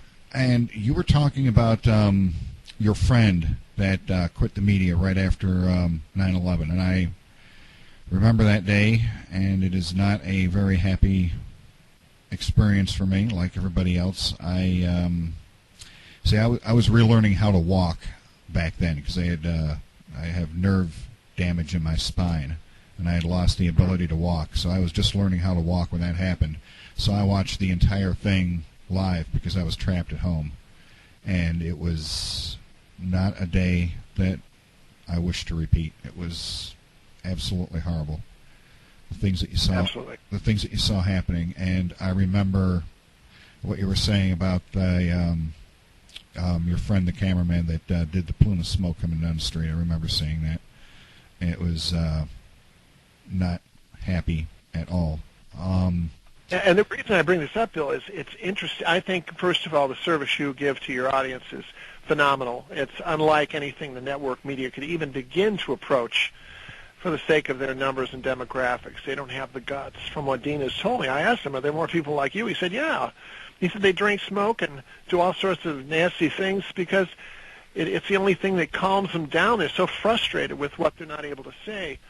And you, through Blog Talk Radio, through your podcast, have that freedom that people lack. And so the information that is out there that you're giving may be dismissed at times because it's so vastly different from what the people are hearing. But I think this affords such a tremendous opportunity just to have this conversation. For example, real quick, I talk about compliance, about how one of the folks in the 9/11 attack worked for the Aon Insurance Company, and he got out. He went down to the lobby. A security guard was there and said, go back to your office, wait for the okay to evacuate. For whatever reason, this Aon Insurance Company guy went back to his office and was trapped. He walked back up the stairs, back into the office. He's on the phone with his dad. He said to his dad, I can't get out. I'm trapped. Why did I listen to him? I shouldn't have. I gave that speech to a Rotary Club. A guy named Phil came up to me and said, you know, I worked in the World Trade Center attack that day. I got out. He said, that fellow you talked about in the Aon Insurance Company, that was my friend. And I listened to that, what he had to say. And I don't know why he went back in. That's the spirit of compliance that reigns supreme. And I wanted to add to what we've been saying about having the information. You meet people. When you go out to these events and you familiarize yourself, it's such a small world. To bump into people at that one event, that one day, that would have a story to tell and don't talk about it. And I was in Austin, Texas, working a child pornography case. They told us to go home. So I drove back 27 and a half hours straight back to Minnesota to be with my family, to make sure nothing happened to them. Obviously, nothing came out of it beyond that. But that's where I was. I was on the road. But the stories and the people you meet, when you put yourself out there with information and you share it, these have been stories I don't know if they've ever talked about much before, but to be brought into that, into their trust and having an interest, it's really fascinating. It's a great study in human nature and resilience, and I think that's something people turn up the chance at by just staying in their own little homes, in their own little worlds, comfortable with their little bit of information they're getting from network news, which doesn't have a toehold in reality. So there's a lot of things that happen out there once you put yourself out. Yeah, more and more people are getting their news information online. I think it's I think the people that get their news primarily online is now more than people that get it from the news broadcasts, and that is, in my opinion, a very good thing. Even if you're getting the wacky conspiracy stuff, as the mainstream people like to call it, you're still getting information that's not filtered through the rose-colored lenses of the corporations that own the media, that are looking at the bottom line, the dollars and cents, and they're just not telling the truth. They're in the pockets of all the politicians and in the pockets of all the corporations, and it's disgusting, and not enough people, I don't think, are paying attention to what we're saying. And we just need to say it more and more often. Well, I wanted to get back into something. People like hearing stories. People can listen to stats, their eyes glaze over, and the stats become muddled. But I think people really identify with stories that are told, which is why I tend to go back to those, because people really connect with the human experience. So I kind of get off the bunny trail a little bit to talk about what people have told me and how small a world it is. Because when I talk about things like we've mentioned, that report by the Homeland Security Subcommittee that was in November 2012, when you hit people with information like this without stories, it's so hard to believe. It's hard to believe that of 1,954 miles of border with the southwest border, only 18% is under control, really, not the 44% that's been reported. 98% of the activity the Border Patrol engages in has been with the southwest border, and Canada has 3%. So all the activity is down there. And people in the part of the world where I live, and probably where you live, are saying, well, that's way down there. That's the world away, or a country away. They're not familiar with the findings of this committee, as King was barely familiar in this DVD video, and as opposed to Congress, who's unaware of it, where we have Iran and Hezbollah with a growing presence in Latin America and South America, building cultural centers and embassies, and having their forces, the Iranians and the Qad forces, trying to get into Washington to kill the Saudi ambassador. And then people say, well, that was in 2012, that's past. They stopped that assassination attempt. Well, now we have Syria. So what is Iran's reaction going to be? They have said that Israel is going to be the first casualty if something happens to Syria. So people have got to understand that Hezbollah is present not only in our country but in Mexico, and they come and go at will. And Lynch's video shows, besides the Mexicans that are taken into custody, that there are other than Mexicans taken into custody, Arab males that are coming in with groups. And there's a relationship that has grown between Iranian forces and Mexican drug cartels, with Hezbollah and drug cartels. Drug cartels are getting drugs in. They can get people in just as easily. Our guys are getting shot at. The Department of Public Safety for Texas has been shot at 59 times since the late 2000s. We have Latin America becoming a money laundering center. We have vast tracts of land, our own country. I ask this question, right? When I say this, to give this information, I ask people, are you okay with that? And try to wait for an answer. No one answers. But I said, are you okay with the fact that we have vast tracts of land bordering the southwest border that are off limits to American citizens because they're too dangerous? They're posted with warning signs saying this is frequented by drug traffickers and human traffickers. And you enter at your own risk because there's no one here to protect you. And it's become the new normal. And I ask people, are you okay with that? And I think people have got to start asking themselves that question. It's happening there. Groups can get in. Do you think for 1 minute they're only going to go as far as Houston, they're going to stop, or Phoenix, and they're going to stop, and they're not going to go elsewhere? To a soft target, to a non-military installation and attack a populace, to attack a family, a subdivision, a neighborhood, just to make a statement? I mean, we would have the same knee-jerk reaction. There were 4 people killed in Boston, and our country went crazy. We had martial law. We had shelter in place. We had door-to-door searches. People were letting armed law enforcement into their homes to do these warrantless searches pursuant to the Patriot Act. And it was a civilian that ended up finding the younger brother holed up in a boat in his backyard. That didn't yield anything except to say, okay, now the line has been moved. Americans are willing to open their homes to law enforcement in the event of a so-called terrorist attack. So the line has been moved yet once again. So we really have got to wake up. Boy, there's so much to talk about in that answer. I'll begin like this. Do you know what the Overton window is? I do not. And all of my regular listeners are now rolling their eyes, going, "Oh God, here he goes about the Overton window again." The Overton window was created by a fella by the name, I believe, of Joe Overton, working at the Mackinac Center for Political Research. It is a conservative think tank up there in Mackinac, Michigan. And he came up with the concept of the Overton window, and you can use it for just about everything that we're talking about and anything in society. Imagine a rope with knots, say, every foot or so, stretched between two poles, and take yourself a window frame or a picture frame and hold it up in front of you so you can see the rope through it.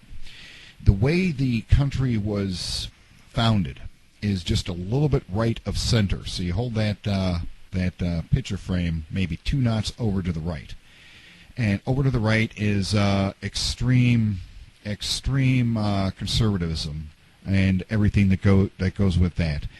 Anarchy, things like that. And over on the other side is communism, socialism, that sort of thing. And you can gauge society's position and the political position of whatever administration is in when you take everything, you look at what they're doing, and you can move that Overton window along that rope.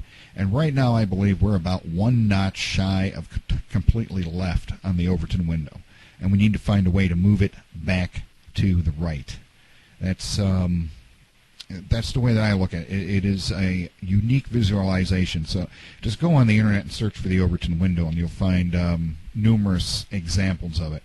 And it is an extremely useful tool when you're trying to explain the current situation to people that you run across. All you got to do is draw a line across a piece of paper and say, okay, look, here's conservatism, here's liberalism, and draw the square on there and tell them this is where we're at right now. And most of the time they'll go, you're kidding. Because nobody wants to be a communist. But, I mean, it's obvious that that's the direction that they're pushing us in. You were talking about They Come to America, the DVD.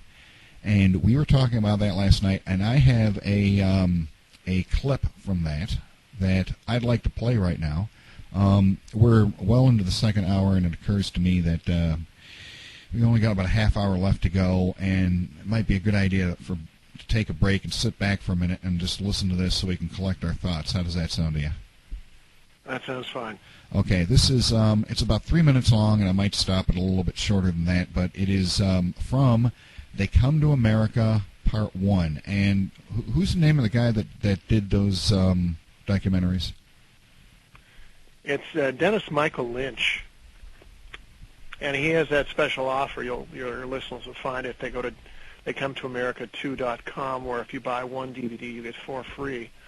And you use the 4 to send out to whomever needs to know about it, whether it's your representative. And since the senators are pretty much done with that deal, send it out to representatives all over your state and give them a chance to watch it. Whether or not they do is another story. But I've done it twice now. I've gotten 2, and I give 1 away at each one of the meetings I go to, and hopefully people are watching it. Wow, okay. Let me play this clip. I'm going to take a break here and get some refreshments and use the facilities. And we'll be back in just a couple of minutes, folks. Listen to this. This is from They Come to America, Part 1.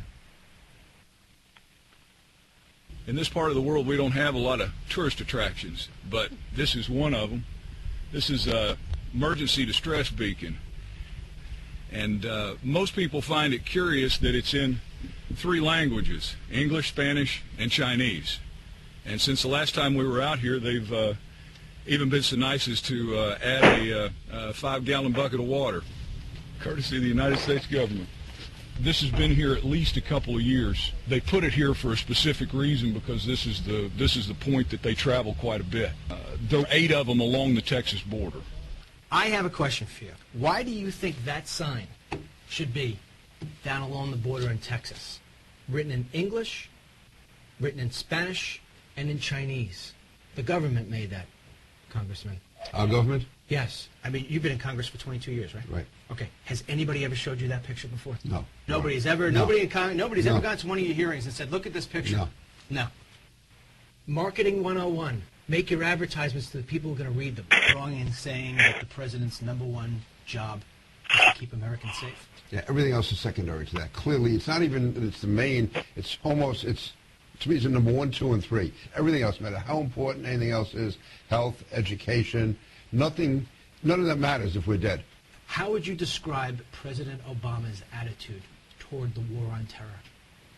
I would say it's very schizophrenic, damaging, and it's been very frustrating. So, Congressman, what you're saying is that the #1 job of the President of the United States is being handled in a schizophrenic manner. Yeah. So in the months ahead, I will continue to engage Congress to ensure not only that our targeting, detention, and prosecution of terrorists remains consistent with our laws and system of checks and balances, but that our efforts are even more transparent to the American people and to the world. We cannot look back years from now and wonder why we did nothing in the face of real threats to our security and our economy. Shortly after President Obama's State of the Union address, his administration allowed 2,000 of the most dangerous illegal aliens detained in U.S. prisons to be released into the general public. The White House blamed this on looming budget cuts that would not take effect for another 30 days. Janet Napolitano denies any involvement. I sent an email to the Department of Homeland Security in which I asked, if the funding to detain 2,000 criminals was no longer available, why not release Americans whose sentences were coming to a close in the near future? I did not receive a reply. As of April 2013, the whereabouts and names of the released criminals remain classified. And that, is, ladies and gentlemen, is the trailer, the public trailer that is available at They Come to America DVD.com. Is that the address, Brett? Let's see if I can find it quickly here. Let's see. I'm assuming they come to America2.com. They come to America.com. That's what I'm seeing. They come to America.com. Okay, they come to America.com. And what he was talking about there at the end of that trailer about the release of detainees, I believe Janet Napolitano, and we were talking about this before the show, this is a story published on 8/27/13 by Reed J. Epstein at Politico.com. Janet Napolitano hits Congress on immigration. Outgoing Homeland Security Secretary Janet Napolitano on Tuesday defended her decision to allow so-called dreamers a chance to obtain legal status to stay in the United States and blamed Congress for failing to act on immigration reform. Now, Brett, forgive me if I'm incorrect here, but don't we already have immigration laws that aren't being enforced? Well, that's absolutely true. We had, just until recently, a lawsuit that 10 detention removal officers were bringing against Napolitano and John Morton and Homeland Security for not being allowed to go into jails and get rid of the aliens who had been convicted of crimes, deported, and has since been dismissed by a federal judge in the matter, so I'm not sure where that's going to go.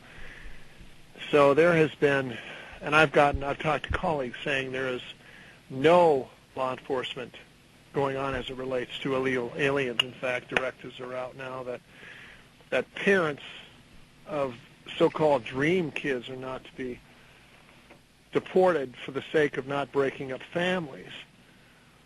So I don't know who's left. Single illegal aliens that are here, that have been here for a certain length of time. We're protecting everyone. The only ones not being protected are the American citizens. And I do want to push this out. I know from our position on these matters, I know from someone who's never met me before, nor is familiar with my background, might say this guy's just a malcontent.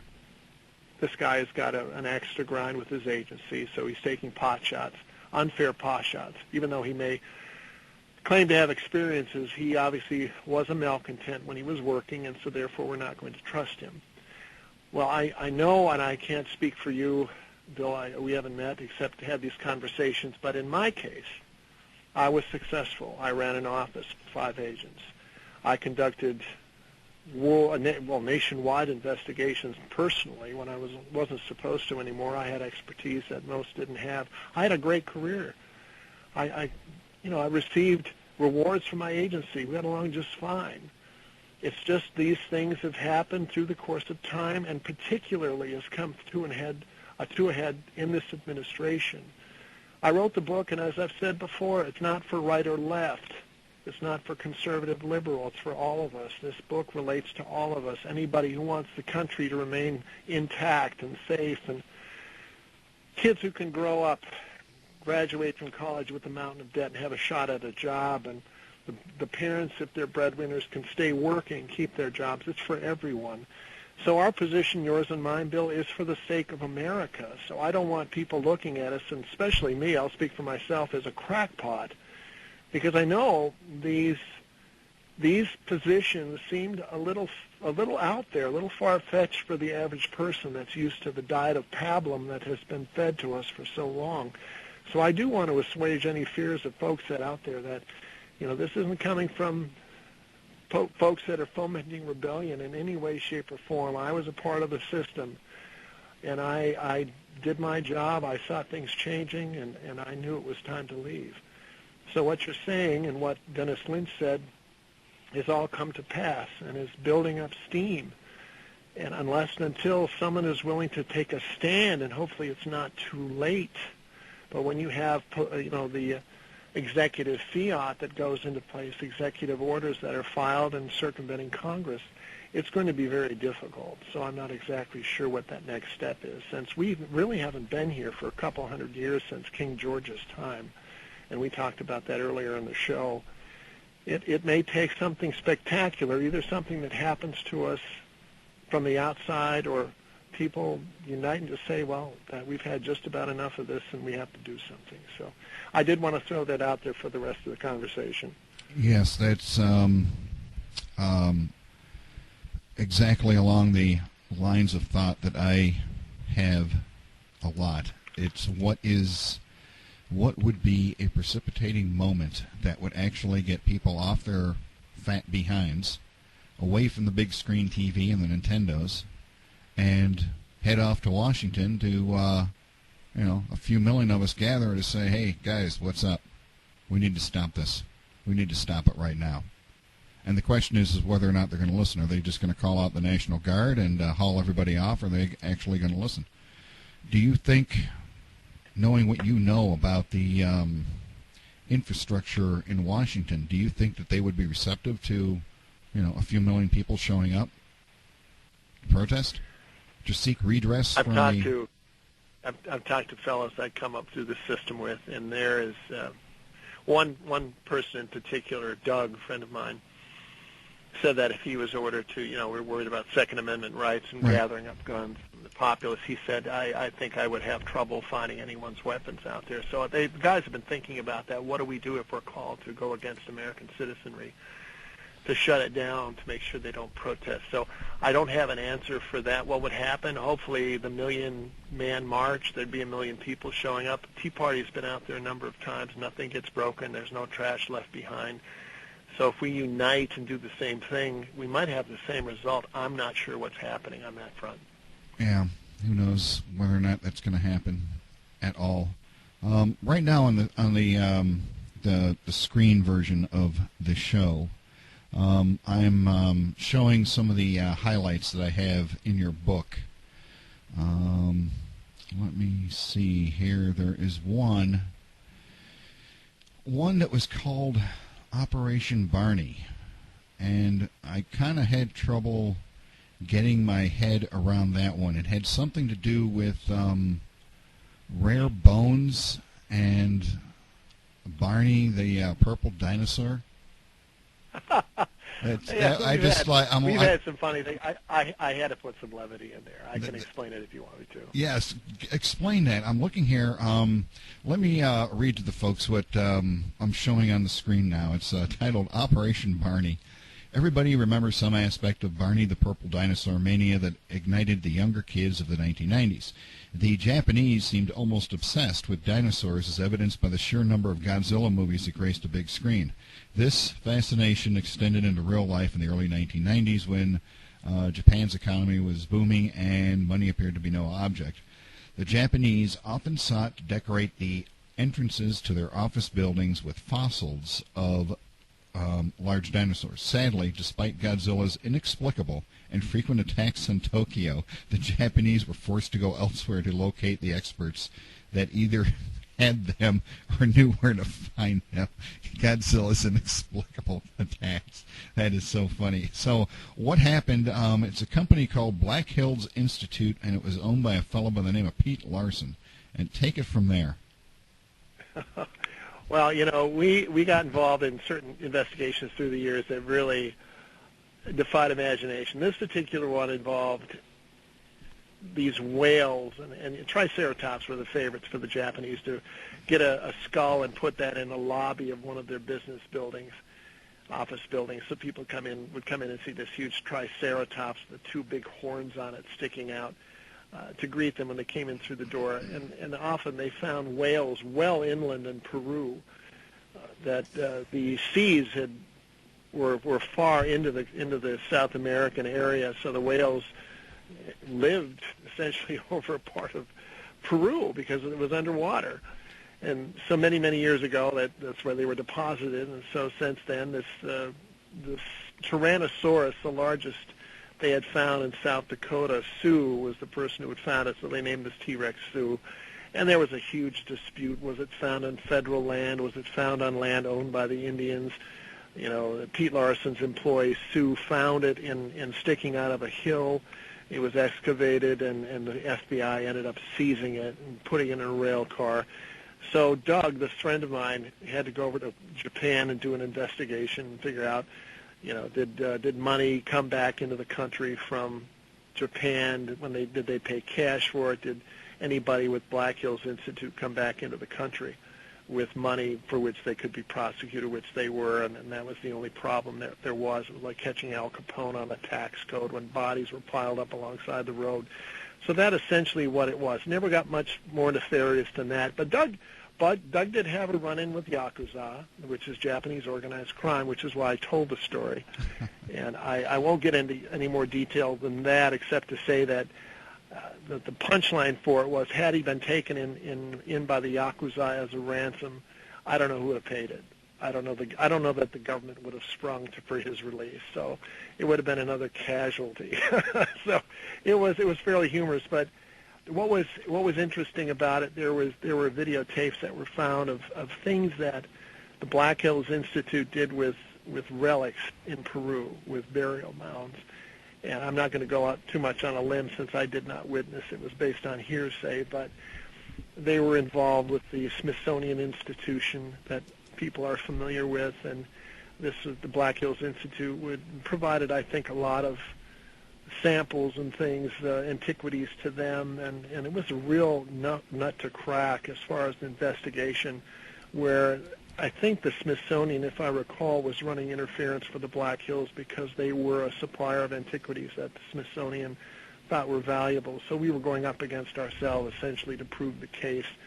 So things can get real messy, and reputations, real and perceived, really can get in the way, and that certainly was the case with the Black Hills Institute and the Smithsonian and Sue, or Operation Barney, which I renamed it because I felt that was a little bit more humorous.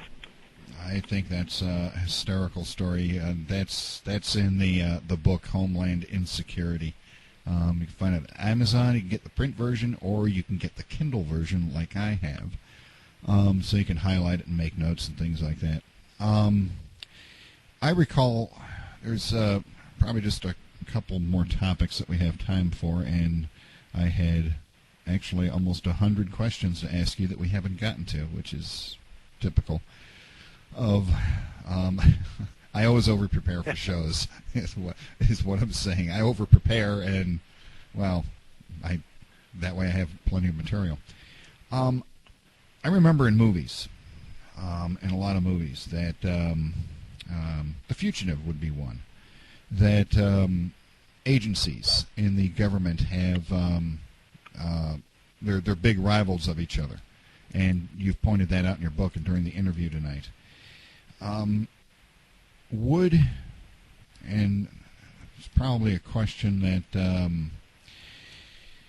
you'll have to answer very delicately, would a smart terrorist organization be able to use that rivalry to their advantage? Oh, I think so. I think that's someone who is, well, to understand it at the level I understand it is to be an insider. Mm-hmm. Now, Hassan was an insider. He was just sentenced to death for the shooting in Fort Hood. Yay. So he understood from the military's perspective of the relationship, I suspect. I'm not crawling into his mind, except to know that he was an extremist and did what he felt he had to do, which was wrong, and he's been convicted of it. But in the sense of that, I think it would be any average citizen out there that might read the headlines and not understand the conflict. I don't think they would understand it necessarily unless they introduce someone into the inside.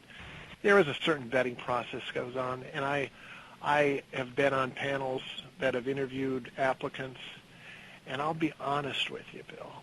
The vetting process for Homeland Security, for Immigration Customs Enforcement, on those panels I sat on, these folks that were forwarded on in the process, that went through our interview, where they could have been disqualified as a candidate, the instructions were only in the rarest and most absolute cases do you want to disqualify someone for cause because there's so many reports you have to write. So we would essentially go through a list of questions, find the easiest 3 to answer. Like if you're coming to an intersection, you had to cross the street and there were semis coming both directions, would you stop and wait till they went past? I mean, it was that ridiculous. And we would say, yeah, they stopped and wait till they went past, they crossed the street. Well, then they'd pass. They'd go on from our vetting, through our vetting process, and maybe at some point become an employee. So it wouldn't be that hard for someone who had an axe to grind to introduce someone into the workforce. And that's the shortcuts the government takes because it does not want to be opposed. It doesn't want to deal with these issues. It just wants to go on because no one is paying attention.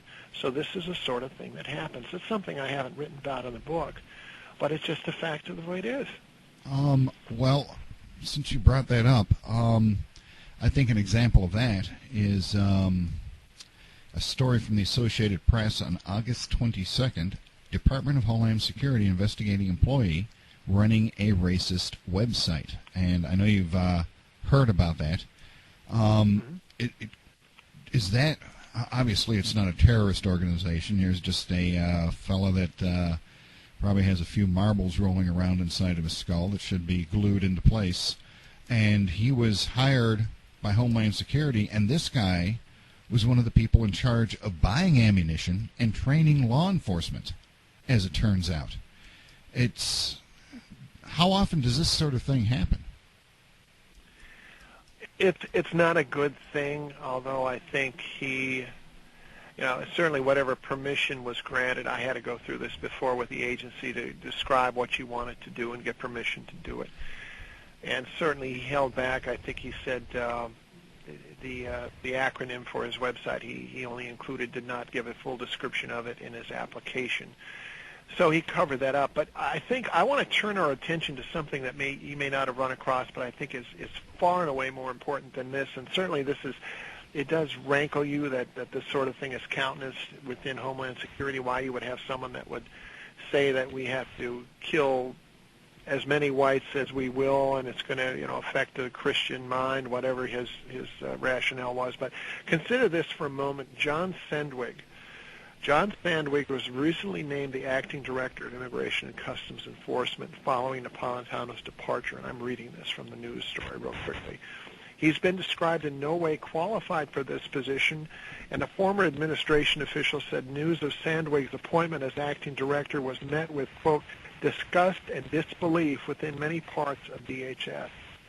Other critics have said that this appointment once again demonstrates the latest example of, quote, Napolitano's blatant politicization of the agency, unquote. His previous career as an Arizona lawyer showed a history of fighting for the release of violent convicted criminals, including one who pled guilty to attempting to blow up an airplane, as well as multiple sex offenders who were convicted pedophiles. And congressional lawmakers have voiced extreme concern over this choice, citing Sandwig's, quote, critically thin, unquote, experience in law enforcement. And so when you look at this fellow you mentioned, it pales in comparison by someone who's going to be at top of the organization involved with criminal law enforcement that has fought for the rights, so-called, of convicted criminals, both one who wanted to blow up an aircraft, which is purely terrorism, and the others who've committed crimes against children. And this is the politicization of the agency, and this is why you have to admit that the government does not have skin in the game. So what motivates this government? Is it truly the protection of American culture and society, or is it to further a political agenda? And I think it comes down firmly on one side of the equation if you're willing to consider it. And I thought I'd throw that out there because I think it's worth knowing about. Yes, that's worth knowing about. I had heard that story, but it's good to hear it coming from you because maybe more people will pay attention to it as they should be.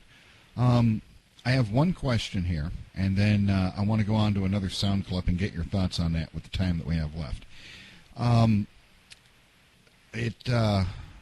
We owe it to the audience, and I think ourselves, to touch base on this issue with Syria. My opinion on it is this, and I think I am not the only one because I'm hearing this more and more. People that I talk to at work and the stores, everybody, I think, has the same opinion. This Syrian thing stinks to high heaven. Most of us believe what the administration is doing with Syria, banging the war drums and everything, is nothing more than a gigantic distraction, wagging the dog, if you will. What do you know of that could possibly warrant this level of distraction? Is it all the little things, like the NSA and the gun problems and everything else? Is that it, or do you think there's something bigger lurking in the corners? Well, when you consider the statement by others saying to have waited this long to make a decision is to allow the waters to be muddied. So you have enemies now on both sides, rebels and the Assad regime, and you essentially have two forces pitted against each other that would be otherwise pitted against us if we were to make an appearance. It doesn't make a lot of sense, and has been pointed out by other conservative commentators. Why would Assad kill 100,000 people and then gas 100? And I know there has been follow-up by Fox saying there has been conversations at that time with Syrian folks saying, what has been done now? You've attacked using chemical weapons. We demand an explanation from military level. So what you're seeing is a populace that is our population that has a 15-minute attention span. We consider the latest, and it comes to a resolution in that it moves on. The news cycle moves on. We lose track of it. So yes, this serves as a massive distraction. I don't know how the left can support it, honestly, if it develops into another war, since the left has been so firmly against that under the Bush administration, how this can be agreed to by them. I really wish I had an explanation for you, Bill. I have an explanation about that. I got it from Rush Limbaugh today. Well, we didn't understand the ways of the world then. Bush didn't explain it to us. Yeah, so it's all his fault. We just didn't know that this is the way of the world, and obviously we have to do something because this is so terrible. Now we understand. Until, of course, the next Republican gets into office, and then they're not going to understand anymore. Right. Yeah, that's I got to agree with his take on it. That's makes the most sense out of anything that I've heard. Why they, in fact, Biden wanted to impeach Bush for going into Iraq, and now these guys are doing the exact same thing without congressional approval. And it just... It's been, the War Powers Act has been broken through many times. I've seen that discussion. I wish I could speak to it as, political expert. I can say, okay, these are the instances of when it was disregarded and they went around. But that usually is in response to an attack where the president, doesn't require a declaration of war from Congress, responds to an attack on American soil. So in that regard, with Bush, you could say, well, we did weather an attack, so it was a response. This, however, has been nothing. But I think, given all the information we've talked about this evening and the availability of travel by unfriendly powers right on our doorstep or within our own country, a response can be expected to whatever level of involvement we get into with Syria. And I don't know if we had the Iranians threatening us with a response, as far as against Israel, if we allowed Israel to interfere with their nuclear program, what's going to happen now? Do we run scared, or we just stay on the sidelines and let two enemies take care of each other? I don't have a good answer for that. Yeah. We have about 5 minutes left. We talked about this earlier, and I don't know how much you can address it, but I know you've heard of this before. I'm going to play this audio clip. This comes from Channel 10 in San Diego, and it involves an interview with a immigration and customs official. Let's listen to this.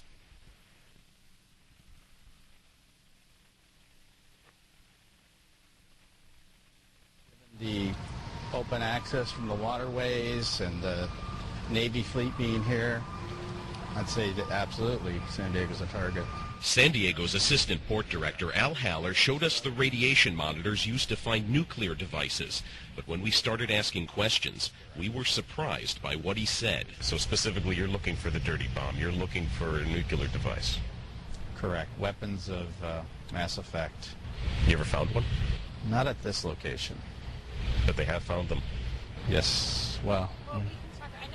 Off camera, the public affairs officer interrupted. Okay. You never found one in San Diego, though? I'd say at the Port of San Diego we have not. Have you found one in San Diego? Trying to... Yeah, we'll just talk about the Port of San Diego. I'll follow up later. Besides being San Diego's Assistant Port Director, Haller is also a Customs and Border Protection Officer. And there you go. There was a lot of talk and chatter on the internet when that came out. That was in 2011, I believe. And I thought that since I have you on the show, a former immigration and customs officer, that I'd ask you, what do you think about that clip without saying anything that you shouldn't say?